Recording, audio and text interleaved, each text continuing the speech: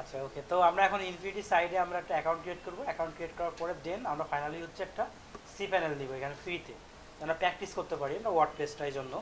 তো এখন আমরা যে কাজটা করব সেটা হচ্ছে আমরা সাইন আপ অপশন আছে, সাইন আপ অপশনে ক্লিক করব।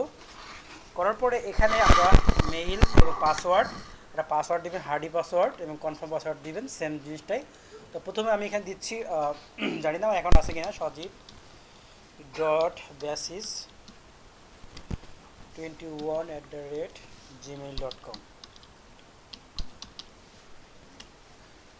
দেওয়ার পরে আমি একটা পাসওয়ার্ড দিব।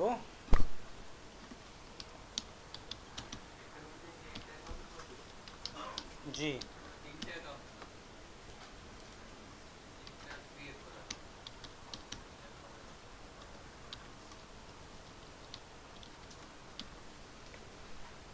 তো আমি ক্রিয়েট নিউ প্রোফাইল, আমার পাসওয়ার্ড এবং কনফার্ম পাসওয়ার্ড দেওয়া হয়ে গেছে। এখন আমি ক্রিয়েট নিউ প্রোফাইলে ক্লিক করি।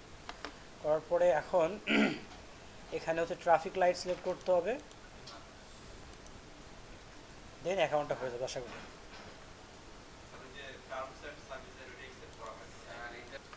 ওকে, আমরা যেখানে মিস্টেক করছিলাম এটা হচ্ছে এখানে টিক দিব একটা, দেওয়ার পরে দেন আমরা ক্রিয়েট নিউ প্রোফাইলে ক্লিক করবো।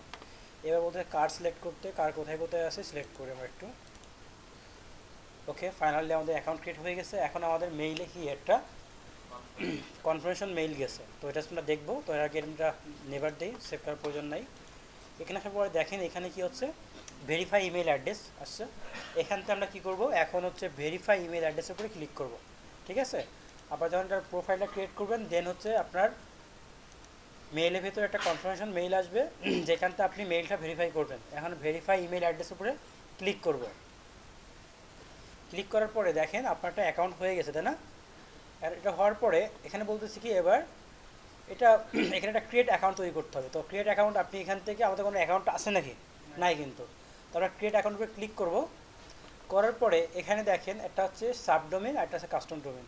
আপনারা কেউ বাইরে থেকে যদি ডোমেন কেনেন সেটা হচ্ছে আপনার কাস্টম ডোমেনের মধ্যে সেট আপ করতে পারবেন।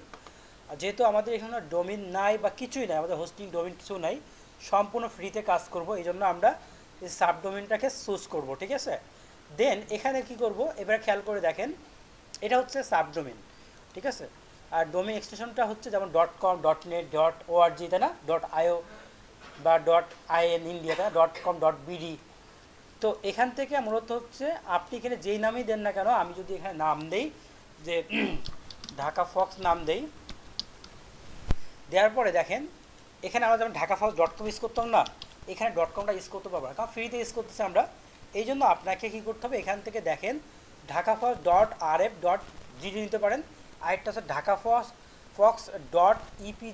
.epized.com, তাই না? তো আমার মনে হয় কি এই যে ঢাকা ফক্স .rf.gdটাই আমার সব থেকে সহজ, তাই না? আরেকটা কাজ করতে পারেন চাইলে আপনি সহজ নেবেন যেটা সহজে আপনারা মনে রাখতে পারবেন। আরেকটা আছে .42, আরেকটা আছে web.io। তো আমি এটাই আমার কাছে সহজ মনে হয়, আমি এটা সহজটা নিচ্ছি।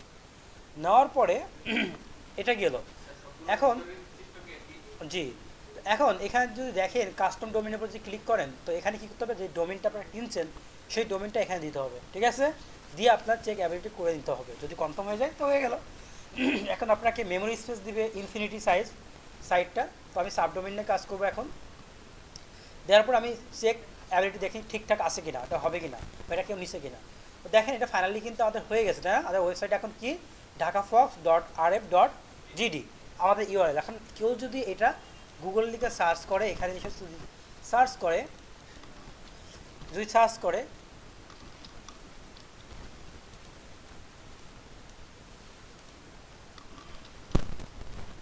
করে তিনি পাবে না, তাই না? আচ্ছা এখন যাই হোক, হ্যাঁ ওয়েট, এখন আমাদের কি করতে হবে, একটা অ্যাকাউন্ট ইউজার নেম লাগবে, আর এটা কি হচ্ছে অ্যাকাউন্ট পাসওয়ার্ড লাগবে, তাই না?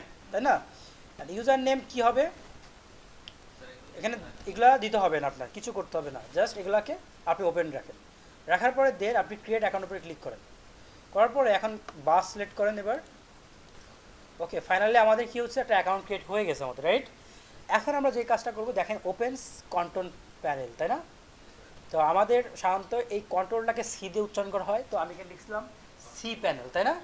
তো এই সিতে হচ্ছে কন্ট্রোলকে বোঝায়।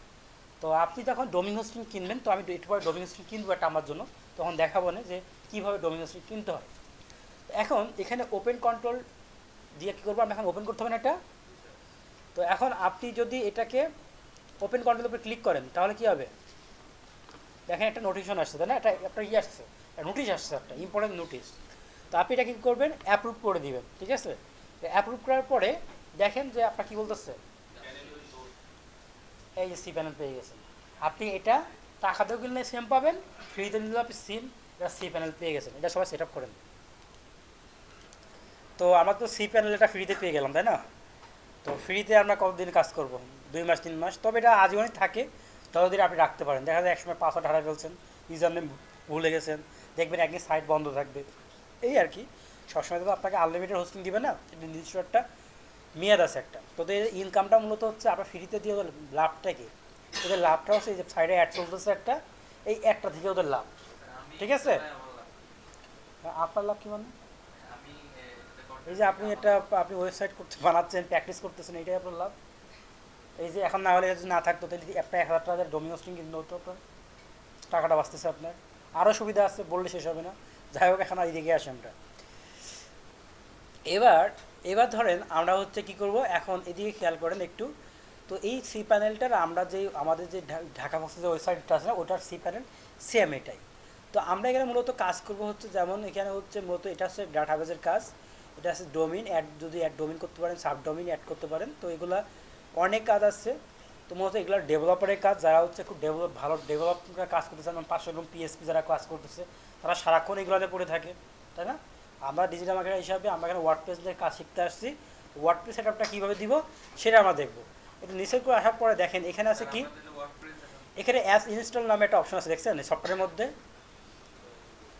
দেখেন তো।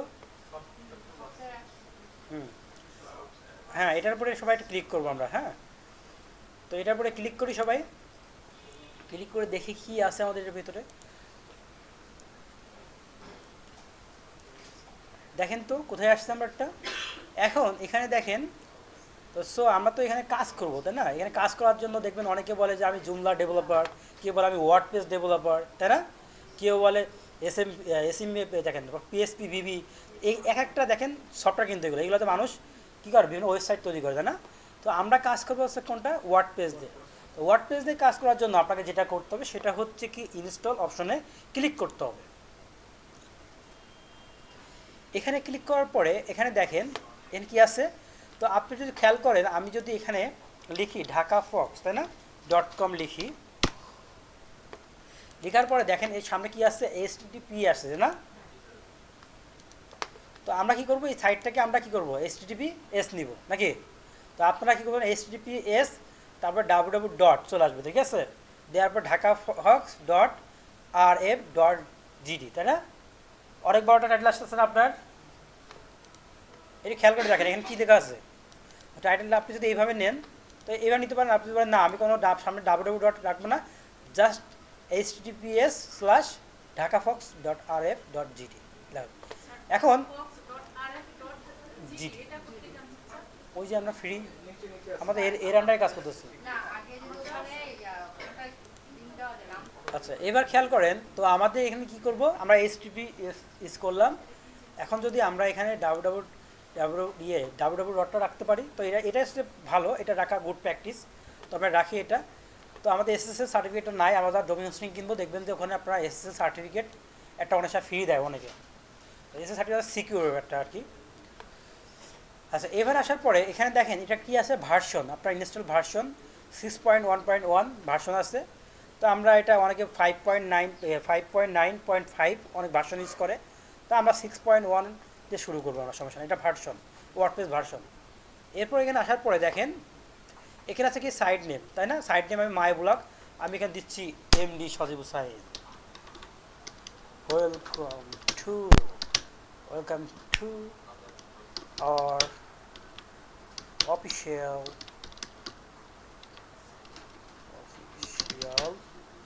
ওয়েবসাইট। ওকে, এটা কেন লিখলাম আমি একটু পরে দেখবেন, লিখে দিলাম এমনি জাস্ট শো, আর কিছুই না, এটা সিরিয়াসভাবে নিয়েন না, জাস্ট মজা করে লিখলাম আর কি। এরপর এখানে আছে কি অ্যাডমিন অ্যাকাউন্ট নামে একটা অপশন আছে, না।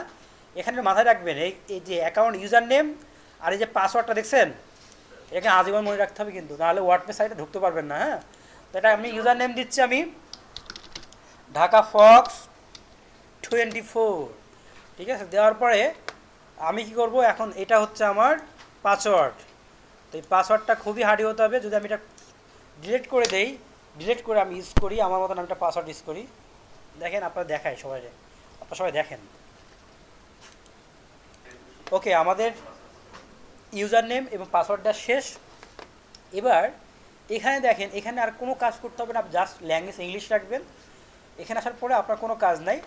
এখান থেকে আপনি চাইলে একটা সিলেক্ট থিম দিতে পারেন, সিলেক্ট থিমও নেওয়ার দরকার নাই। আপনি জাস্ট নিচে দেখেন ইনস্টল নামে একটা অপশন আছে, দেখছেন? আপনি সুন্দরভাবে এখানে একটা ক্লিক করেন। ক্লিক করার পরে দেখেন এখানে কি হচ্ছে, চেকিং দ্য সাবমিটেড ডাটা, তাই না? হচ্ছে, চলছে তো চলবে, চলতে থাক। জি স্যার, চলছে। আজকে ভিডিওটা অনেক মজা পাবেন দেখে। ওকে, কংগ্রাচুলেশন, দ্য সফটওয়্যার ওয়াজ তারপর ইনস্টলেড সাকসেসফুলি হয়ে গেছে এটা।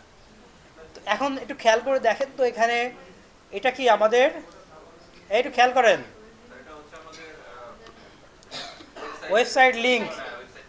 এখন আমি এখানে এসে যদি এখানে লিখি, এখানে সার্চ দেই এটা,